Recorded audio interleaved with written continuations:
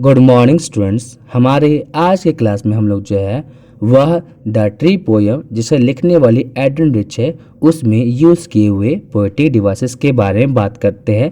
तो हमारा सबसे पहला पोएटिक डिवाइस है राइमिंग स्कीम। तो अगर हम इस पोयम के बारे में बात करें तो इस पोयम में किसी भी तरह का राइमिंग स्कीम नहीं है, मतलब इसे फ्री वर्स में लिखा गया है। फ्री वर्स में किसी भी तरह की राइमिंग स्कीम नहीं होती है। नेक्स्ट आता है इंजैम्पमेंट। सवाल आता है इंजैम्पमेंट क्या होता है। तो जब एक ही लाइन को दो या दो से ज़्यादा पार्ट में किसी पोयम में यूज़ किया जाता है उसे इंजैम्पमेंट बोलते हैं। जैसे कि हमारा स्टैंजा वन जो है वो पूरी के पूरे तरह का एक सिंगल लाइन ही था, लेकिन उसे जो है वो 7 लाइन में बांट दिया गया है, इसे ही हम इंजैम्पमेंट बोलेंगे। नेक्स्ट हमारा आता है एनाफोरा। सवाल आता है एनाफोरा क्या है। तो जब दो या दो से ज़्यादा लाइन जो है वह सेम वर्ड से शुरू होते हैं उसे एनाफोरा बोलते हैं।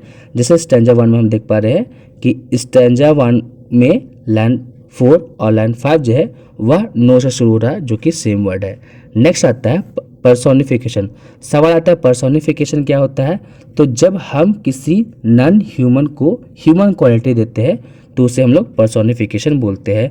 जैसे कि एग्जाम्पल है no sun bury its feet on shadow, means सूरज जो है वो अपने पैरों को जो है वह छाँव में नहीं छुपाता है। तो सूरज के तो पैर नहीं होते हैं, तो यहाँ पे क्या पर्सोनिफिकेशन का यूज़ किया गया है।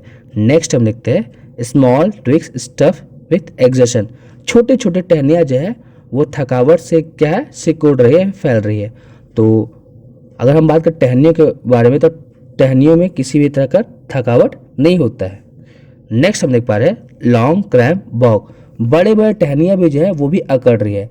तो ये सब जो है वो ह्यूमन क्वालिटी है, लेकिन इसे किसे दे दिया गया है, नॉन ह्यूमन को। तो हम क्या बोल सकते हैं, यहाँ पे पर्सोनिफिकेशन का यूज़ किया गया है। नेक्स्ट आता है मेटाफर। सवाल आता है मेटाफर क्या होता है।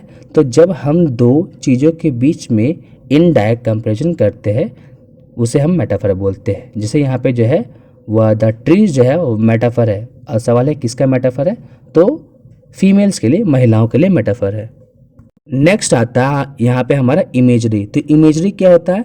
तो जब हम किसी भी बात को बोलते हैं और उस बात को अगर हम अपने माइंड में इमेजिन करने लगे तो इसे इमेजरी बोलते हैं। लेकिन यहाँ पे एक दूसरी तरह के इमेजरी का इस्तेमाल किया गया है जिसमें हम बोलते हैं काइनेस्टिक इमेजरी। सवाल आता है काइनेस्टिक इमेजरी क्या होता है।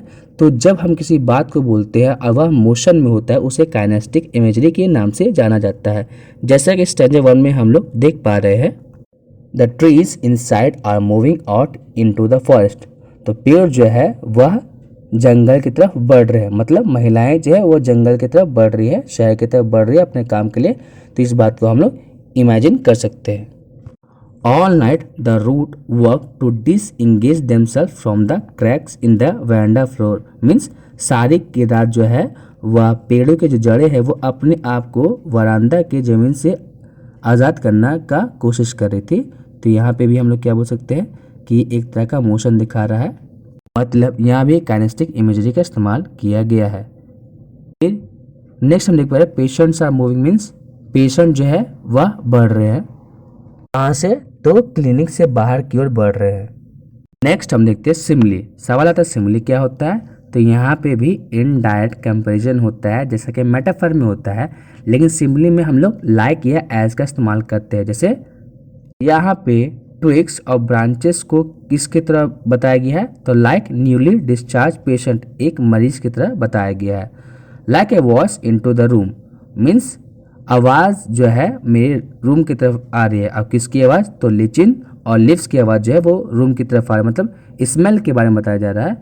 पत्तों और लिचिन की खुशबू के बारे में बताया जा रहा है कि वह जो है वो आवाज़ के फॉर्म में आ रही है। तो यहाँ पे भी क्या हो रहा है, कंपेरिजन हो रहा है लिचिन का वॉइस से। नेक्स्ट हम देखते हैं the moon is broken like a mirror, मतलब जो चांद जो है वो किसके जैसा टूटने में दिखा रहा है, किसके जैसा टूटा हुआ, तो मिरर के जैसा, आईना का जैसा।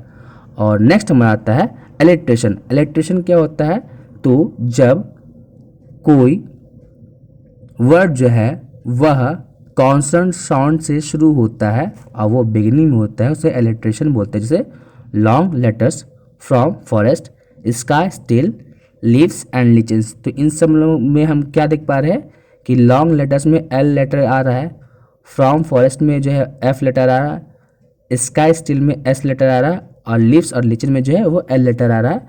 तो यही हमारा हो गया एलिट्रेशन, और इसी के साथ हमारी आज की क्लास खत्म होती है।